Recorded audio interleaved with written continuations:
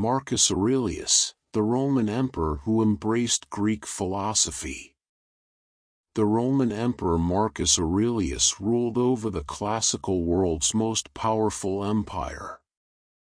In addition to his achievements as a ruler, military strategist, and administrator, Marcus Aurelius is admired to this day for his grasp of Greek philosophy, particularly the school of Stoicism.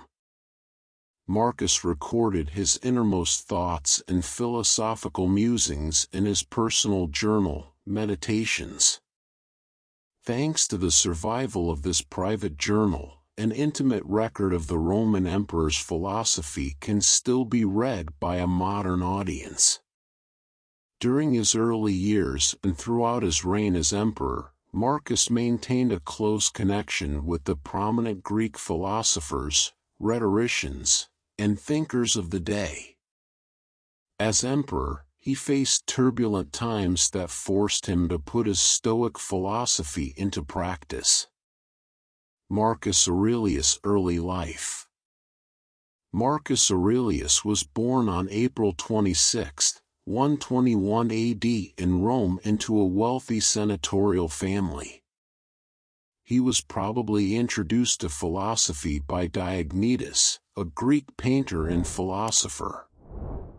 In Meditations, Marcus thanked Diognetus for teaching him to have an affinity for philosophy.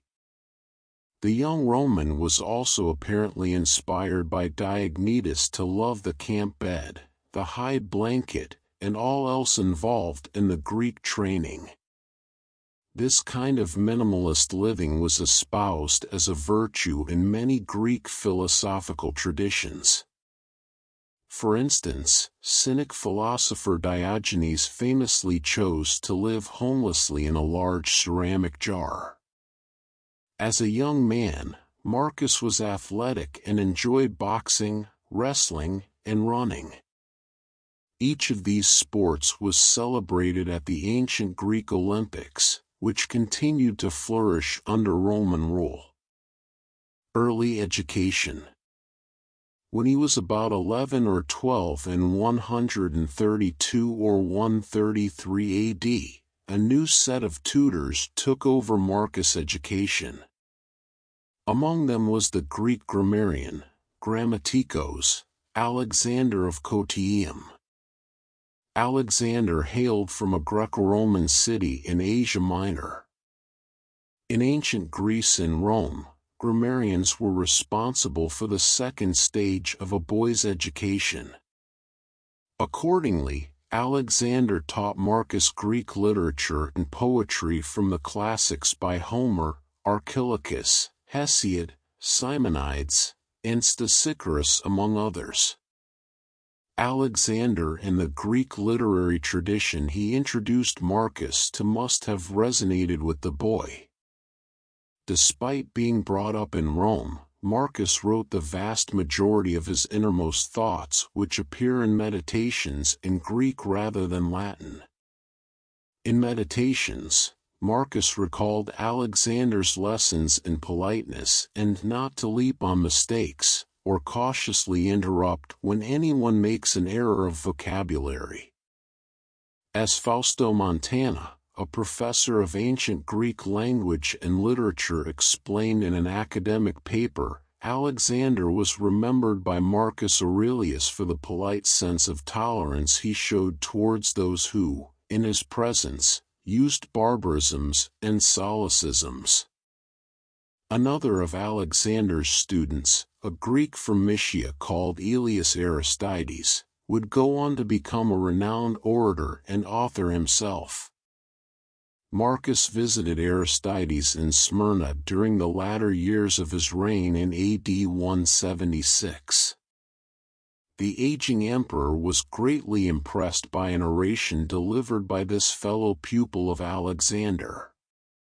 When Smyrna was destroyed by an earthquake, Aristides wrote to Marcus personally, and the emperor provided funds to rebuild the city. In 138 AD, Antoninus Pius adopted Marcus and Lucius Verus. The emperor of the time, Hadrian named Antoninus as his heir on the condition that the latter adopt the two boys and in turn name them his heirs. Antoninus was also married to Marcus' aunt, Faustina the Elder. Both Hadrian and Antoninus were keen proponents of Hellenism and patronized the city-states of the ancient Greek world. Both emperors were well acquainted with Greek philosophers, teachers of literature, rhetoricians, and physicians. For Marcus and his future co-emperor, Lucius, this meant increased exposure to Greek philosophy, literature, and rhetoric during their studies as young men. In ancient Rome, the reader was the final stage of study for boys. This was a privileged level of education that relatively few Roman boys would undertake. Those that did study rhetoric typically went into politics and/or law. Rhetoric and oratory skills were highly prized by the Romans. According to a paper in the classical journal by Nanette or Pascal, for the Greco-Roman age, the most important curriculum objective was effective public speaking.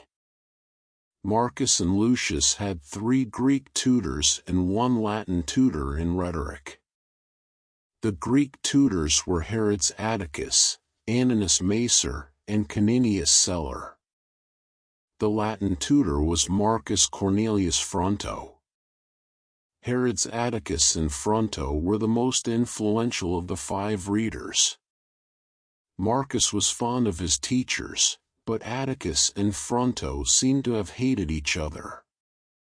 Attakus and Fronto.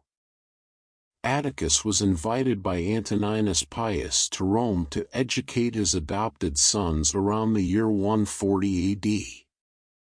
The Greek rhetorician, who was born in Marathon, had already enjoyed a colorful career before coming to Rome. Attakus was an extremely wealthy Athenian citizen.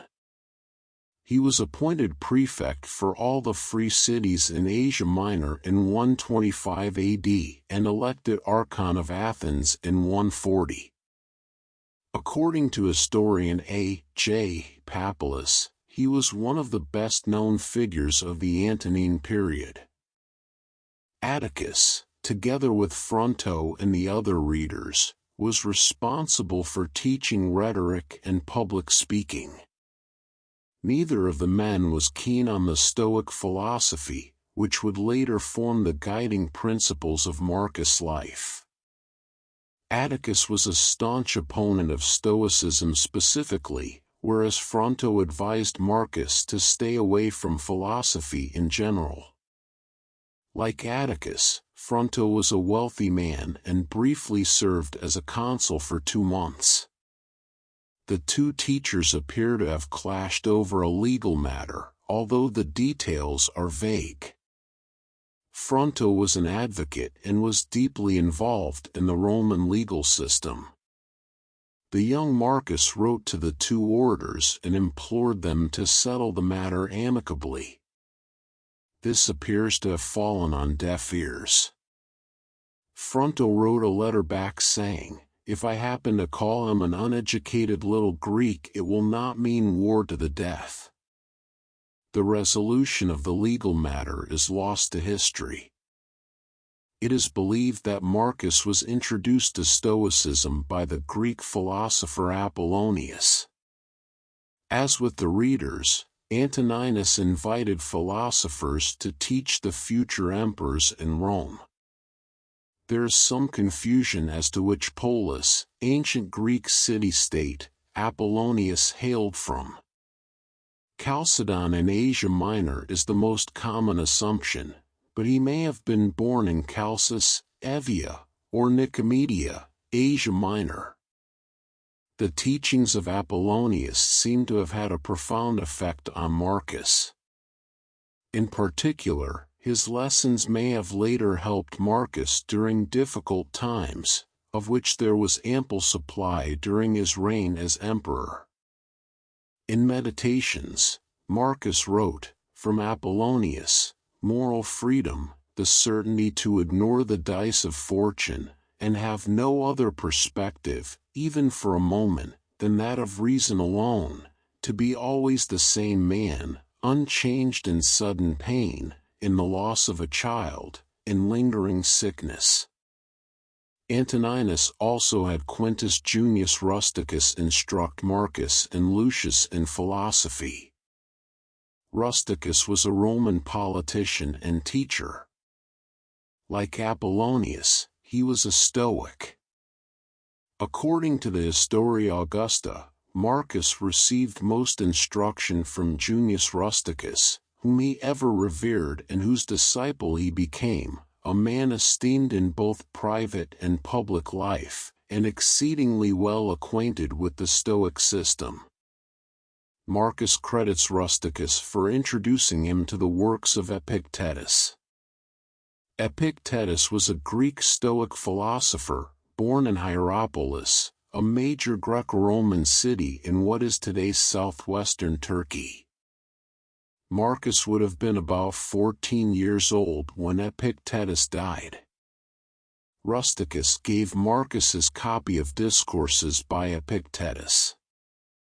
The book is still available in print to this day. It was transcribed by Arrian, a prominent Greek from Nicomedia. Arrian served under the Emperor Hadrian as a military commander and consul. He attended lectures by Epictetus in Nicopolis and Epirus. Epictetus was one of the foremost influences on Marcus' philosophical outlook. It is fair to say that the essential substance of Marcus Aurelius' meditations comes from Epictetus, wrote the French philosopher Pierre Hadot in Philosophy as a Way of Life. Hadot postulated that the Roman emperor's introspective journaling was down to the influence of the Greek philosopher. It is probably from Epictetus that Marcus got the very idea of the literary genre of meditation by means of writing, commented Hadot. The influence of Epictetus was fundamental to Marcus' daily practices as a Stoic.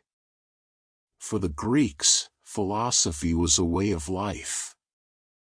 An abstract philosophy with no practical value was worthless. A true philosopher was expected to behave according to the virtues to which he committed himself. As Hadot put it, the object of Marcus' meditations and exercises was none other than Epictetus' three fundamental themes: the discipline of desire, the discipline of inclinations, and the discipline of judgment. The reign of Marcus Aurelius was eventful.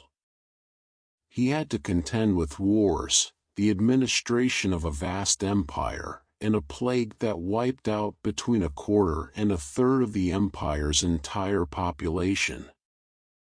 Marcus' co-emperor, Lucius Verus, died in 169 AD, quite possibly of the plague that was ravaging the empire. This left Marcus to rule alone.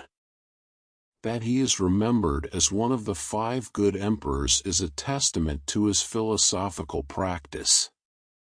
The Codex Justinianus, commissioned in the 6th century AD by the Eastern Roman/Byzantine Emperor Justinian I, recalls how Marcus' contemporaries admired him as an emperor most skilled in the law. Marcus inherited a precarious position on Rome's borders.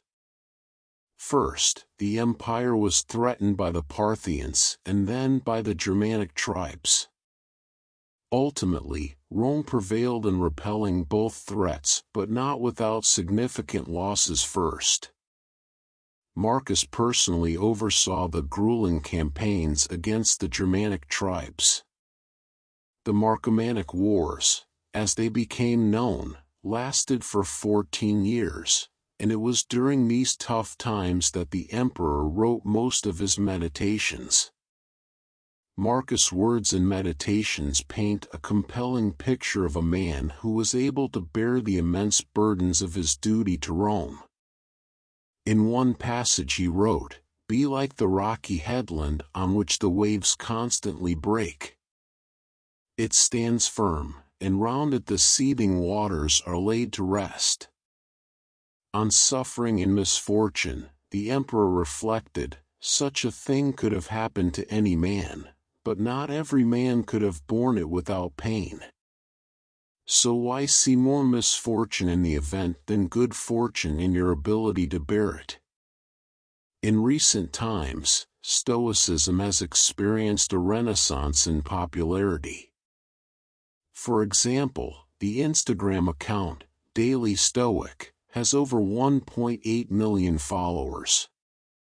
A Stoic conference is now held annually, and the philosophical practice is even used to treat veterans with PTSD. Among the Stoic philosophers still read today, Marcus Aurelius, together with Epictetus and Seneca, is the most popular and widely read.